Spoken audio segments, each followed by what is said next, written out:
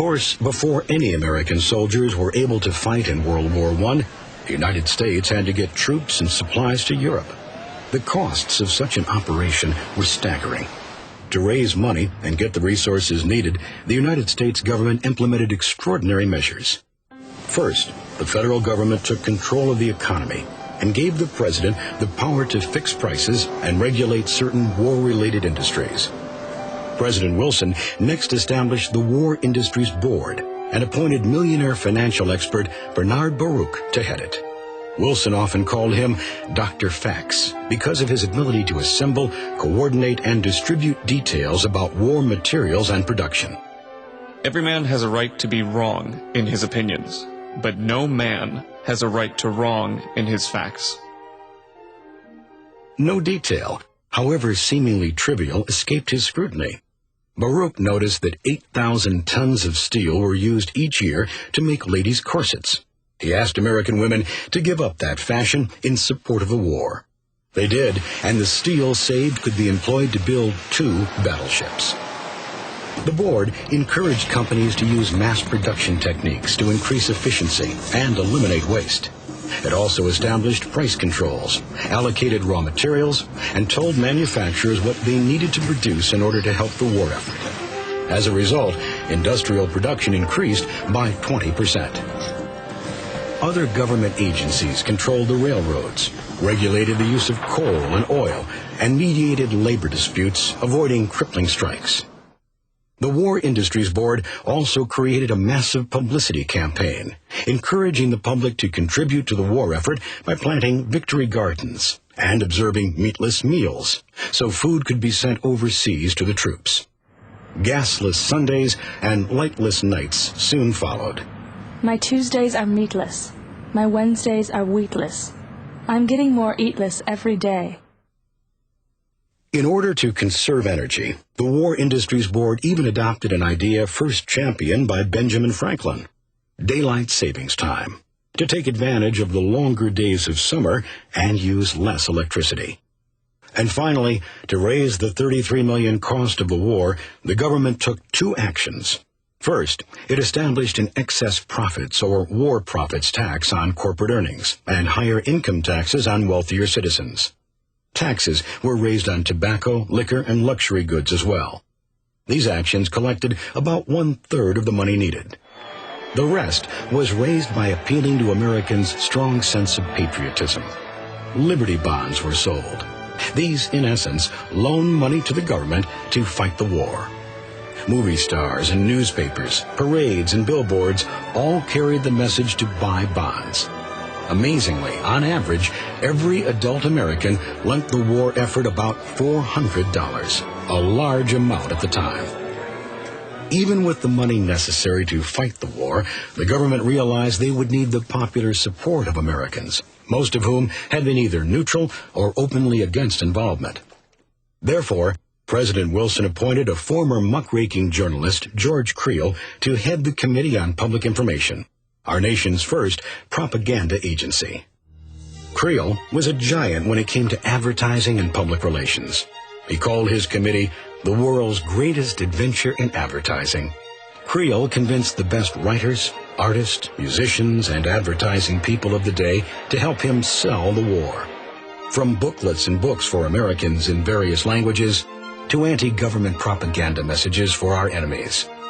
Creel even got into the movie business with features such as Under Four Flags, with the help of famous film director D.W. Griffith. These pro-war movies were not only hits, they actually made money for the cause. $852,744. Remarkable when you realize that it only cost a nickel to see a movie back then. Simply put, Creel helped make an unpopular war popular. His masterstroke was the creation of a national force of 75,000 men who would deliver a patriotic 4-minute speech anytime, anywhere. The 4-minute men spoke on the draft, rationing, bond drives, and victory gardens. By the end of the war, they had delivered more than 7.5 million speeches to 314 million listeners. Musicians gave voice to the war. Songs like Till We Meet Again, It's a long, long way to Tipperary. Keep the home fires burning, and over there, kept American spirits high. Meanwhile, the immense task of transporting troops to France began. After years of relying on foreign vessels to take American goods overseas, America's supply of ships was limited. Consequently, shipyard workers were exempt from the draft or given deferments to make shipbuilding a priority industry. A new construction technique called fabrication, a process by which parts were built elsewhere and then assembled in a central shipyard, substantially reduced the time needed to build ships. The system worked and worked well. In a single day, appropriately the 4th of July, 1918, America launched 95 ships. Rear Admiral William S. Sims decided that the best way to get troops and supplies safely past the German U-boats was to use a convoy system. That meant that merchant and troop transport ships would cross the Atlantic in large groups, escorted by a guard of heavily armed destroyers and cruisers circling the fleet. The plan cut shipping losses in half. 100 submarine chaser boats and 500 airplanes were also used to stop U-boats from sinking ships bound for Europe. Remarkably, of the 2 million men who sailed to Europe during the war, only 100 were lost to U-boat torpedoes. General John J. Pershing led the American Expeditionary Force. Pershing believed in aggressive action in combat and was highly regarded by his superiors and the men he commanded. Black Jack, as he was popularly known among the troops, was understood to be fair, courageous, and a top-notch administrator. At first, American troops were employed mainly as replacements for European casualties. By April of 1918, Pershing convinced the Allies that Americans should fight as a separate army.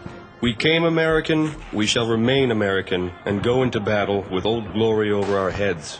I will not parcel out American boys.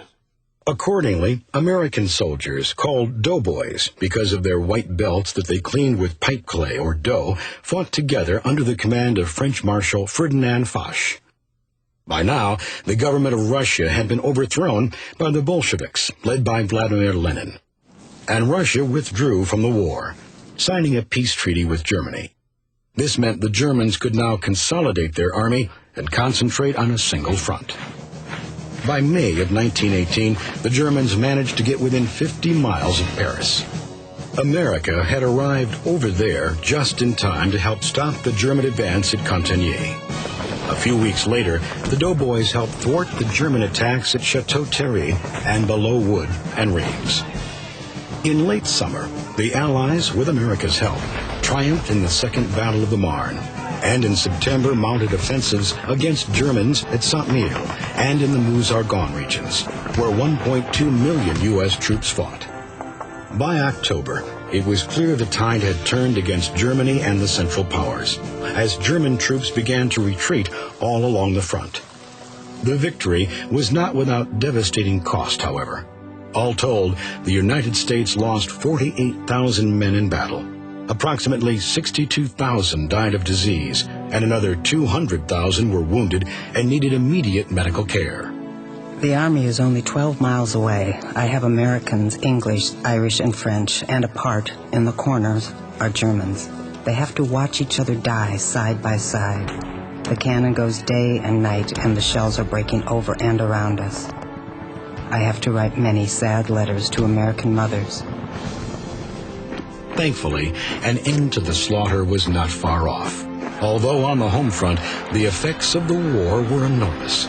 From fines and imprisonment for those who opposed the war, to new roles for women and African Americans, World War I was proving to be a major turning point in American history.